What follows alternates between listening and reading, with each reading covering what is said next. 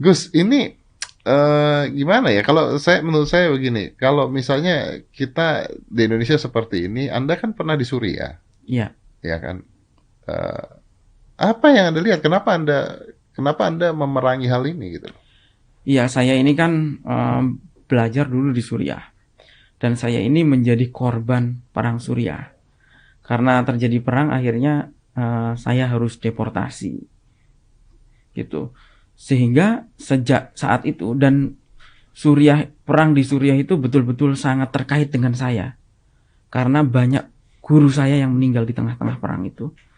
Banyak kawan-kawan terdekat saya meninggal pada saat perang itu. Jadi perang ini betul-betul sangat terasa kepedihannya bagi saya. Dan saya tidak ingin apa yang terjadi di Suriah itu terjadi dimanapun, termasuk di Indonesia. Nah, tapi sayangnya sejak saya pulang, terutama tahun 2016, itu saya melihat bahwa peristiwa-peristiwa yang pernah terjadi di Suriah ini di copy paste di Indonesia.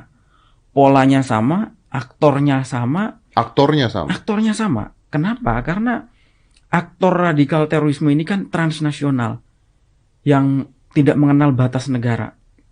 Contoh misalnya, di Suriah itu salah satu yang perang kan ISIS. Di Indonesia ISIS juga ada, JAD.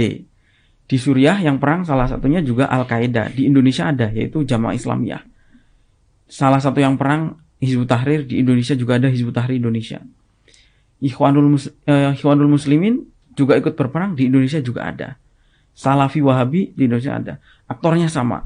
Bahkan Indonesia beberapa kelompok dari kita yang menggalang donasi mengatasnamakan kemanusiaan itu banyak disalurkan untuk membeli senjata di Suriah. Kemudian simbol-simbol yang dipakai pun banyak memiliki kesamaan. Contohnya bendera tauhid. Kalau Om Deddy pernah dengar bendera tauhid, itu istilah yang tidak pernah dikenal 1400 tahun perjalanan Islam. Kenapa? Karena di Al-Quran tidak ada. Di hadis tidak ada. Di kitabnya para ulama pun tidak ada. Tapi munculnya perang Suriah memunculkan istilah liwa tauhid, bendera tauhid. Tapi ya, nama apa ini? Ini nama kelompok teroris yang berperang di Suriah. Namanya kelompok liwa tauhid. Di Indonesia itu dipropagandakan oleh orang-orang Hizbut Tahrir. Jadi ini contoh penggunaan simbol yang sama. Ini tidak punya akar sejarah. Karena tidak ada dulu ada bendera tauhid itu tidak ada. Hmm. Oke. Misalnya lagi adalah bagaimana penggunaan masjid ya untuk penggerakan massa. Dulu itu kalau gerakan massa itu kumpulnya di depan kantor DPRD, di depan kantor bupati, di depan polres. Kenapa sekarang orang demonstrasi itu di masjid? Karena ada contoh berhasil mungkin. Itu dia, makanya yang saya katakan itu tadi. Kemudian banyak hal saya kira. Kemudian contohnya lagi adalah ada upaya, pada dasarnya mereka sudah mengkafirkan pemerintah. Karena itu mereka terus melakukan pembusukan terhadap pemerintah. Dulu kami di Suriah, itu pemerintah itu difitnah sebagai Syiah. Padahal mufti atau pemegang otoritas keagamaannya Sunni. Menteri agamanya Sunni, bahkan menteri pertahanan yang membawahi militer pun Sunni.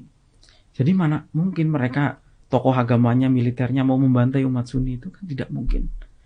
Presidennya sendiri sudah sholat di depan publik dengan tata cara yang sangat Sunni. Sama seperti di Indonesia. Ada isu pemerintahan ini PKI, pemerintahan ini anti-Islam, pemerintah ini mengkriminalisasi ulama. Padahal saya ketika sudah keliling negara Timur Tengah, juga ke Eropa, saya melihat bahwa kebebasan berislam paling bagus ada di Indonesia. Saya tidak mengatakan paling bagus, tapi paling bebas Paling bebas. ada di Indonesia. Contoh saja, semua orang bisa naik mimbar. Gak usah jauh-jauh, di Malaysia, Brunei saja, untuk bisa naik mimbar menjadi khotib Jumat, harus pegang sertifikat dari pemerintah. Tapi di kita, semua bisa naik mimbar, menyampaikan materi apapun yang dia suka. Padahal, ini Sampai kenapa saya sering mengatakan bahwa kita itu mengalami pasar bebas ustadz. ya, Karena di sini, semua orang bisa ngaku ustadz. pasar bebas Ustadz.